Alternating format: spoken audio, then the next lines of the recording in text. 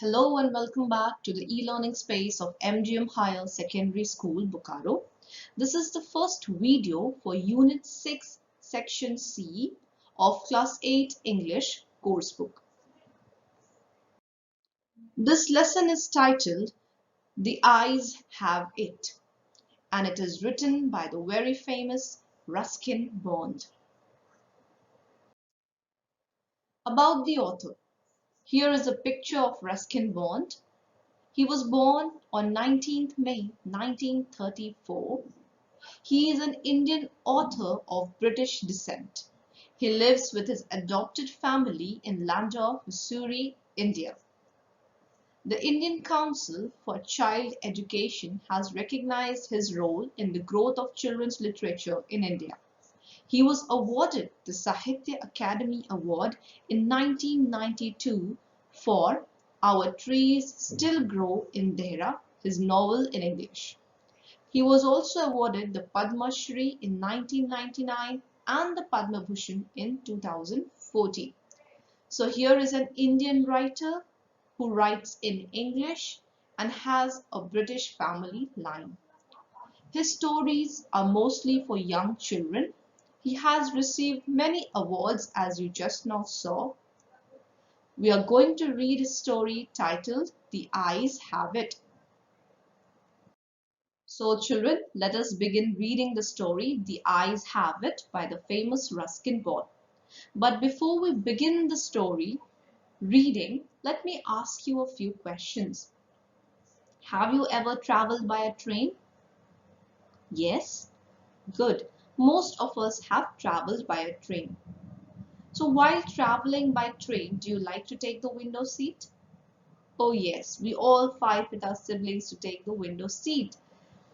Now during train journey, I'm sure you must have noticed that in a single compartment, we do not just have one passenger. There are many other people with us who are going on a journey. Generally, we get to talking to them. Sometimes we do not make any acquaintance, and sometimes we make acquaintances. Means we talk to them, we get familiar with them. Here is a story written about a train journey. Let us read. I had the train compartment to myself up to Rohana. Then a girl got in. The couple who saw her off were probably her parents. They seemed very anxious about her comfort, and the woman gave the girl detailed instructions as to where to keep her things, when not to lean out of the windows, and how to avoid speaking to strangers. So just like our parents tell us, don't put your hands out of the window, do not lean, do not take food from strangers, do not talk to them. They give us these kinds of detailed guidelines. In the same way, when the narrator is telling the story, he noticed that a girl got into his compartment from the station of Rohana. Before that, the compartment was only for the author, means he was alone, nobody else was there, and the parents had come to drop the girl. They were giving detailed instructions of how to take care of herself during the journey, and they looked very worried. They called their goodbyes and the train pulled out of the station. As I was going blind at the time, my eyes sensitive only to light and darkness, I was unable to tell what the girl looked like, but I knew she wore slippers from the way they slapped against her heels. Now the narrator is telling us that once the train started moving, pulled out of the station means moving out of the platform, the parents, they said their goodbyes to this girl, and the author also tells us that when he's describing this event, this incident, at that time he was turning blind, means slowly and steadily he was losing the power of vision. He was losing his vision and his eyes were only sensitive to light and darkness, means they could only react to light and darkness, and he was not able to see other things clearly. So he could not say how the girl looked like because he never got a chance to see her clearly. However, he knew that she is wearing slippers. How he knew that? Because when she was getting into the compartment, when she was walking, he could hear the heels slapping, okay, making the noises.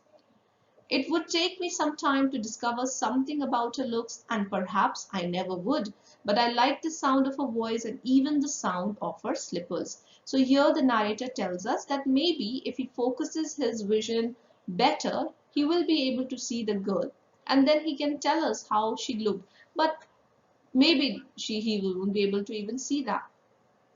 However, the author agrees that he liked the sound of her voice, and he also knew that she was wearing slippers. So these were only the sounds that he was hearing, and he deduced that she has a lovely voice and she is wearing slippers. Then he paused to ask a question.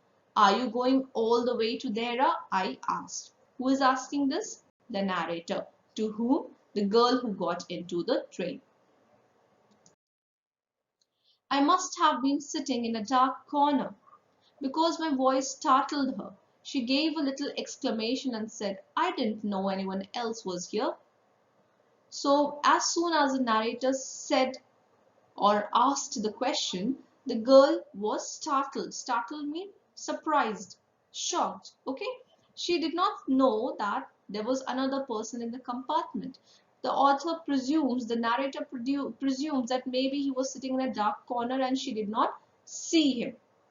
Well, it often happens that people with good eyesight fail to see what is right in front of them. They have too much to take in, I suppose, whereas people who cannot see or see very little have to take in only the essentials, whatever registers most tellingly on their remaining senses. So look how beautifully the narrator is giving us an idea that many a times people who have both sets of eyes, who have good vision, fail to see things around themselves because they have so many things to see. They are often not able to focus on many things. They only take or focus on things that are very essential. However, this is not the case with blind people. They don't have many things to see, hence their other senses are quite alert. I didn't see you either, I said, but I heard you coming. I wondered if I could prevent her from discovering I was blind. Provided I keep to my seat, I thought. It shouldn't be too difficult. So the author says clearly that even I did not see you, but I heard you coming. Now he was thinking that would he be able to, complete the journey talking to her without letting her know that he is blind? He also thought that it might not be that difficult. Okay, I'll just pretend like I can see. The girl said, I'm getting off at Saharanpur. My aunt is meeting me there. Then I better not get too familiar, I replied. Aunts are usually formidable creatures. So here is a little joke that the narrator tells when the girl confides in him that she is going to Saharanpur to meet her aunt, who will be there to pick her up. And the narrator jokingly says that, okay, fine, I'll not get very familiar means very friendly because aunts are usually formidable. Formidable means, it means quite dangerous, someone to be afraid of. Where are you going? She asked. To Dehra and then to Mussoorie. So these are the cities he is going to visit. Oh, how lucky you are. I wish I were going to Mussoorie. I love the hills, especially in October. So she gets to talking, they get to talking, they know where each other is headed. And she also said that she would really like to go to Mussoorie because the hills there are beautiful in the month of October. Yes, this is the best time, I said, calling on my memories. So earlier, this man was not blind. So he remembers being there in the hills and having watched the scenery in October. And he agrees that yes, October is the best time to be going to Mussoorie. The hills are covered with wild dahlias, the sun is delicious, and you can sit in front of a log fire and drink a little brandy. Most of the tourists have gone, and the roads are quiet and almost deserted. Yes, October is the best time. So, as you all know, children, Missouri, Dehradun, all these are hill stations. So, they get a lot of tourist attractions. And when October is not the season of too many tourists, at that time when the city is almost deserted means empty, then it's a very beautiful sight and a very beautiful feeling to be in Mussoorie. You know, the hills are having nice flowers. The sun is not very hot, not very cold. It's warm. There's a log fire. People are drinking brandy. It's a kind of an alcoholic drink. And people mostly enjoy themselves. It's a time of calm and beauty and peace. She was silent. I wondered if my words touched her or whether she thought me a romantic fool. Then I made a mistake. What's it like outside? I asked. So the girl did not reply to his description of the place. So the narrator started wondering that maybe she's thinking I'm some kind of a fool. Romantic fool means a person who talks about nature and fancies and imagination, okay? And he had earlier thought that he would not let her know that he is blind, you know, but he asked this question, what's it like outside? So of course now the girl would know that he is not able to see things clearly outside, and hence he is asking her to describe how it's outside today. She seemed to find nothing strange in the question. Had she noticed already that I could not see? But her next question removed my doubts. So what happened? He could feel that the girl was not very surprised with his question. So the man here, the narrator here is thinking that maybe she already knows I am blind. And then she tells, why don't you look out of the window? She asked. I moved easily along the berth and felt for the window ledge. The window was open and I faced it, making a pretense of studying the landscape. I heard the panting of the engine, the rumble of the wheels, and in my mind's eye I could see telegraph posts flashing by. Have you noticed? I ventured that the trees seem to be moving while we seem to be standing still? That always happens, she said. Do you see any animals?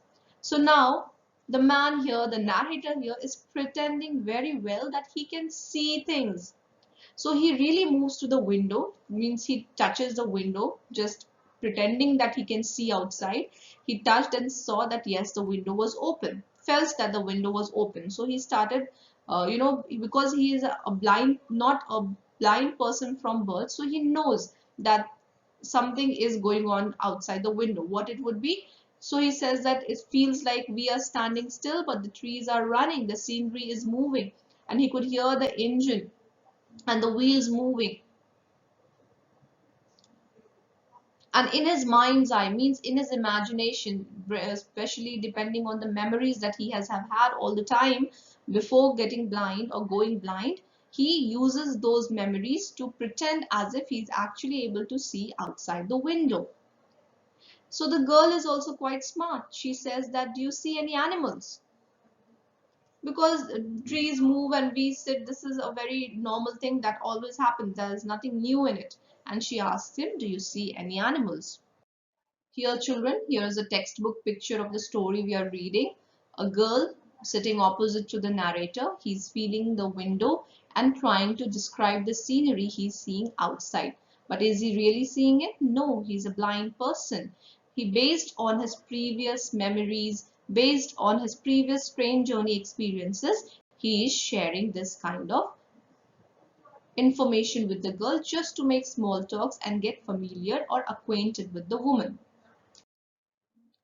No, I answered quite confidently. I knew that there were hardly any animals left in the forests of Dehra. Now, this is a very poignant statement. You know, the narrator is also telling us that how the forests are fast dissolving. They're going, they're getting destroyed, and so are the animals and the wildlife. So when she asks that, can you see animals? He confidently says that no, I don't see any animals, because he knows that nowadays forests are being cut, the animals are losing their homes. I turned from the window and faced the girl, and for a while we sat in silence. You have an interesting face, I remarked. I was becoming quite daring, but it was a safe remark. Few girls can resist flattery. She laughed pleasantly, a clear, ringing laugh. So here, now, even though the narrator is unable to see the girl's face, he's unable to look at the scenery outside, the train moving, what he does is he makes a remark, purely a gesture to show that he thinks that she has a good face, a good looking face. And she starts laughing. The laugh was quite Beautiful. It was a clear, ringing laugh. It's nice to be told I have an interesting face. I'm tired of people telling me I have a pretty face. So the girl laughs and tells that first time somebody is saying I have an interesting face. And it's a nice thing to know because mostly people keep telling me that I have a pretty face. Oh, so you do have a pretty face, thought I, and aloud I said, well, an interesting face can also be pretty. So in his mind, he is trying to picture the woman. And the moment she says that, yeah, people keep telling me I'm pretty, he thinks to himself that, oh yeah, that means she must be pretty. And then he adds another question, another statement that an interesting face can be pretty face as well. She continues, the conversation goes on. You are a gallant young man, she said, but why are you so serious? Gallant means it's an adjective and it is a person who is courteous towards women, means who is gentlemanly. So she's laughing, she's talking, and she tells you're quite gentlemanly, but why are you so serious? I thought then I would try to laugh for her, but the thought of laughter only made me feel troubled and lonely. We'll soon be at your station, I said. Thank goodness it's a short journey. I can't bear to sit in a train for more than 2 or 3 hours. The girl says that she doesn't like train journeys, especially long train journeys. And the man, when she asked him that, why are you so serious? He wanted to laugh. But maybe the thought of laughing made him feel even lonelier and more troubled. He did not want to fake his laugh. And for the first time after a long time, maybe he's making an acquaintance with someone. He does not have, the enough pretense to laugh. Okay. He's pretending to have a conversation as if he's actually seeing things, but he's not yet ready to laugh with her. Yet I was prepared to sit there for almost any length of time just to listen to her talking. Her voice had the sparkle of a mountain stream. As soon as she left the train, she would forget our brief encounter, but it would stay with me for the rest of the journey and for some time after.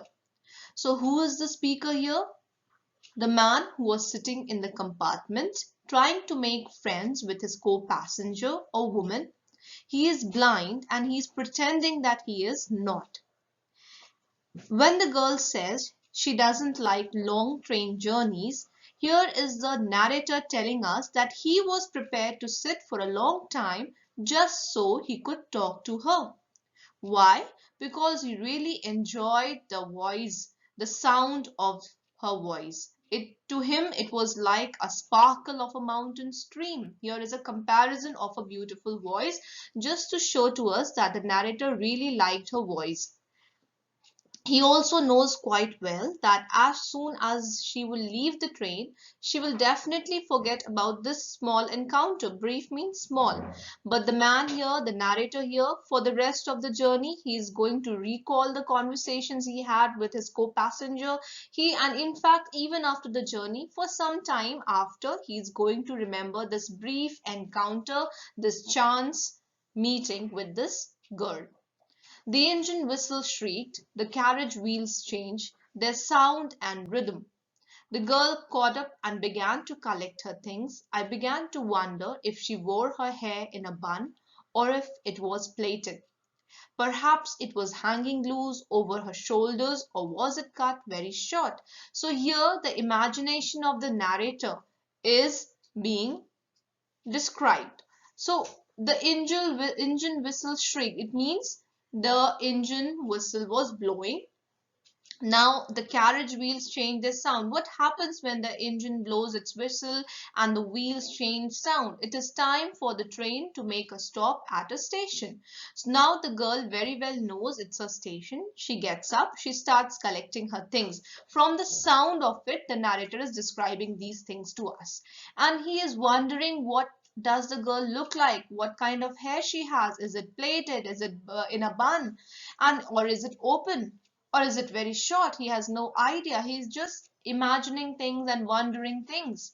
The train drew slowly into the station. Outside there was the shouting of porters and vendors and a high-pitched female voice near the carriage door. That voice must have belonged to the girl's aunt. Now the train stops, and this is a usual scene at a railway platform. As soon as the train stops, the porters and vendors, they start coming in shouting for getting the attention of the people, the passengers.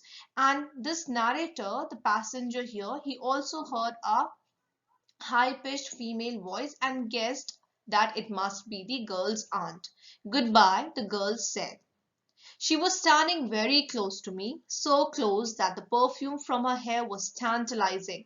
I wanted to raise my hand and touch her hair, but she moved away. That would be quite inappropriate as well.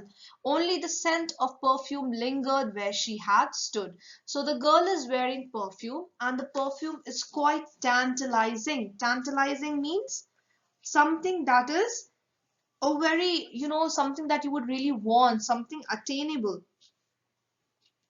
something very teasing as well. You would want it to have, but you are not getting it. It was so tantalizing.